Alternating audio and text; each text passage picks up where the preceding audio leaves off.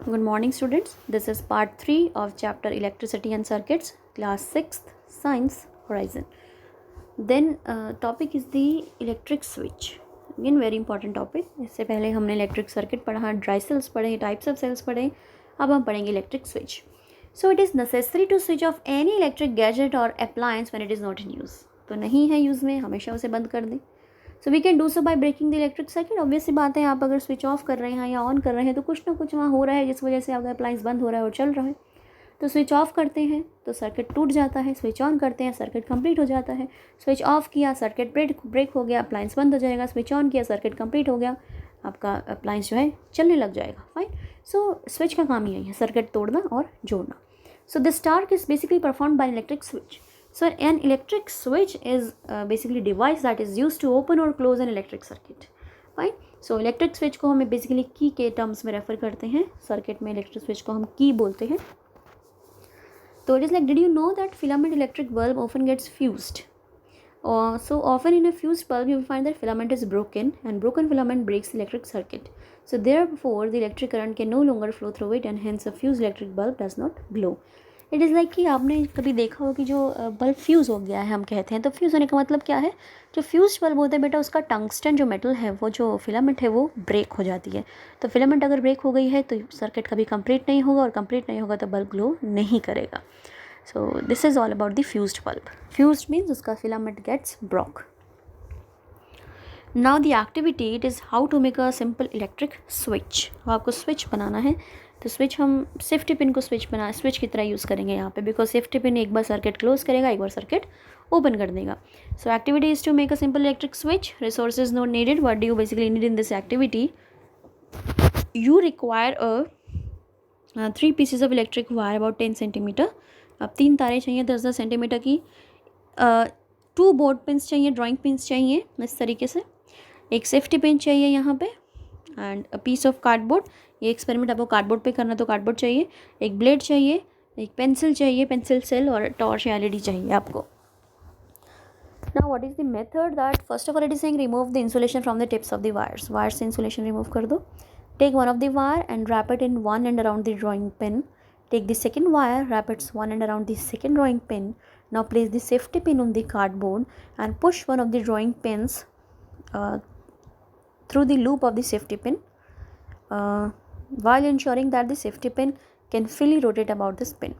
Now at a small distance from first drawing pin, push the second drawing pin through the cardboard such that safety pin can touch when it is rotated. Connect the other ends of the wire to the cell and the bulb as shown. So it is like, ये क्या कह रहा है कि आप cardboard पे 2 इस तरीके से ड्राइंग पिन्स लगाएं. इन दोनों ड्राइंग पिन्स के एक टर्मिनल पे वायर लगा दें, और उसके बाद जो सेफ्टी पिन है, सेफ्टी पिन को इस ड्राइंग पिन के अंदर डालें इस तरीके से कि ये फ्री रोटेट हो सके, और जब रोटेट होए तो ये दूसरे ड्राइंग पिन को भी टच करे.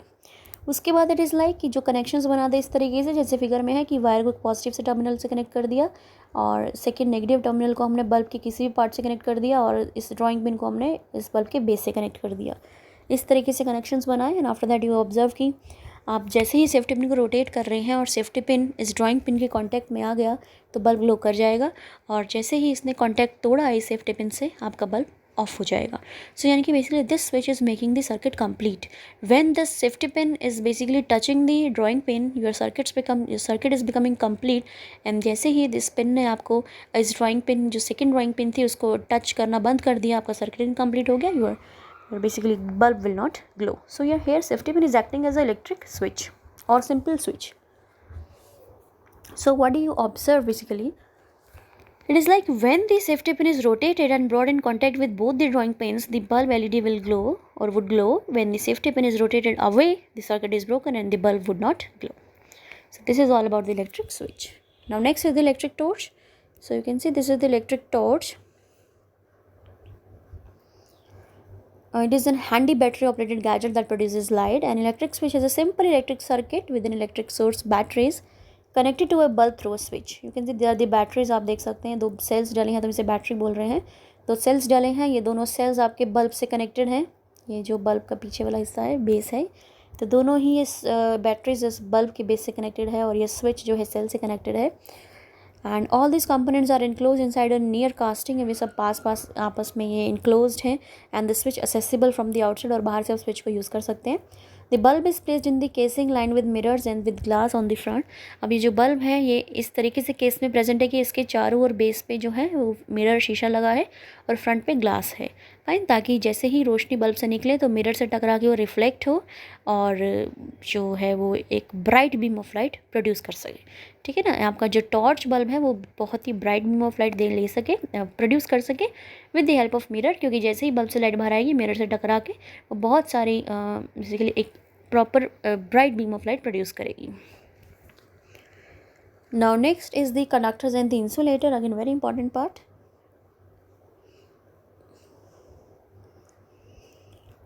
So consider taking an electric cell and a small torch bulb. It is like कि आप छोटा सा small torch bulb लें या फिर electric cell लें and making a circuit with cotton thread in the plate of electric wires.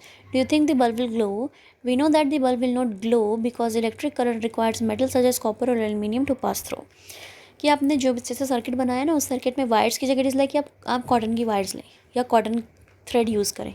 तो अगर आप वायर्स की जगह कॉटन थ्रेड यूज़ करेंगे तो क्या बल्ब ग्लो करेगा? ऑब्वियसली वो बल्ब ग्लो नहीं करेगा, बिकॉज मेटल्स जो है रिक्वायरमेंट है यहाँ पे, चाहे कॉपर का हो, एल्यूमिनियम का हो, जो भी मेटल हो वायर चाहिए वहाँ.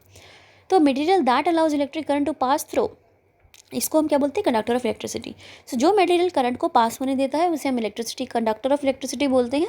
And metals are basically the good conductors of electricity. Your graphite again it is a non metal and it is also good conductor of electricity. And material that does not allow the electric current to pass through it is called the insulator. So cotton, your rubber, your plastic, your wood, your glass, distilled water, your dry air, they are the examples of insulators because they do not allow electricity to pass through it. So distilled water is an insulator. देखो आपका जो pure water है it is an insulator, लेकिन जो tap water है, जो impure water है which has a small amount of impurities in it, it is the good conductor of electricity. So but even the slightest amount of dissolved impurity in the water basically makes it a good conductor of electricity. Now the uses of conductors and insulators. So both conductors and insulators are useful to us. When we make electrical wiring and circuits, we need to use good conductors so that electric energy is not wasted. And insulators are used for making handles of electric devices such as screwdrivers, electric irons, your electric testers in order to prevent an electric shock. So it is also advisable to wear rubber gloves while basically while you repair electric wiring or when you do some electric work. So you're basically advisable to wear the rubber gloves. So we can use a simple electric circuit to identify conductors and the insulator around us. So what you have to do, this is a simple activity just like the previous one. So in this activity, instead of taking the safety pin, you just consider some other material which is present at your home. Like you can consider a ball pen, you can consider a needle, you can consider eraser, you can consider plastic ruler, and instead of using the safety pin you use these things and just look that whether the bulb is glowing or not. So you will come to a conclusion that the thing which is made up of rubber or the plastic or the wood are basically insulators. They will not allow the bulb to glow, but the thing which you are using is basically a metal, fine, so that will allow the bulb to glow. Like the needle, the safety pin is made up of metal which is iron, and so they will allow the bulb to glow. But other things like your eraser, your plastic scale, these are the insulators, they will not allow the bulb to glow. So these are the conductors and others are the your rubber, plastic materials are basically the insulators, and your metals, wires or the metallic materials are basically the good conductor of electricity. So you can read this activity your own. Now next is basically the electrical safety. So it is like while electricity is extremely useful and life without electricity is very difficult, so we should always be aware that it is also dangerous. देखो जैसे बिजली के बिना कुछ नहीं हो सकता, सब कुछ होना मुश्किल है, बहुत यूज़फुल है ये हमारे लिए, उसी तरीके से हमारे लिए बहुत खतरनाक भी है. So we should be very careful when we handle anything connected to electric power. So here are few guidelines which you should follow. First is that never touch electrical appliances with wet hand. गीले हाथों से कभी भी electrical appliance को touch ना करें. Never play with electrical wires in the sockets. कभी भी बिजली की तारों और सॉकेट से ना खेलें. Don't touch the metal pins of A plug when it is in contact with the socket. किसी भी प्लग की मेटल पिन को टच ना करें अगर सॉकेट के वो कॉन्टैक्ट में है, चाहे स्विच ऑफ भी क्यों ना हो. So after you finish charging your mobile phone or laptop, turn off the switch, then remove the plug from the socket before removing the connection from your device. जैसे ही किसी phone की charging हो जाए या लैपटॉप की charging हो जाए, पहले स्विच बंद करें, उसके बाद प्लग में से आप सॉकेट में से अपना बेसिकली सॉकेट निकालें प्लग में से, सॉरी, सबसे पहले अपने मोबाइल फ़ोन लैपटॉप को स्विच ऑफ करें, उसके बाद सॉकेट में से प्लग निकालें। आफ्टर दैट आप कनेक्शंस को डिवाइस में से रिमूव करें। ये नहीं कि प्लग चल रहा है और प्लग लगा हुआ है सॉकेट के अंदर और आपने पहले अपने डिवाइस में से वो तार निकाल दी, नहीं, पहले स्विच ऑफ, फिर वो सॉकेट में से प्लग निकालें, then remove the connection from your device. Then never use earphones while your laptop phone is being charged और is connected to the electrical socket. जब भी फ़ोन चार्ज हो या मोबाइल फ़ोन चार्ज हो, कभी भी ईयरफोन्स को यूज़ ना करें। फाइन। सो इस चीज़ के लिए ये चीज़ें एडवाइजेबल नहीं है। So there is a few guidelines which you have to follow, you should follow for your safety, because it is very dangerous and the electricity is very dangerous. और अगर आपका लैपटॉप और वगैरह चार्ज नहीं भी हो रहा, फिर भी इलेक्ट्रिकल सॉकेट से कनेक्टेड है, तो भी ईयरफोन्स ना यूज़ करें।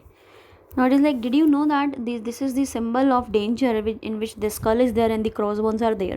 So symbol of skull and the crossbones is basically used to warn people of danger and electric shock may even leads to death. Fine. So जहाँ भी बिजली की चीज़ें होती हैं वहाँ पे हाई पावर ग्रिड रहता है, वहाँ ये सिंबल बना रहता है डेंजर का. It means it is very dangerous thing. You should not play with it or you should not come in contact with it. So it may even lead to death also.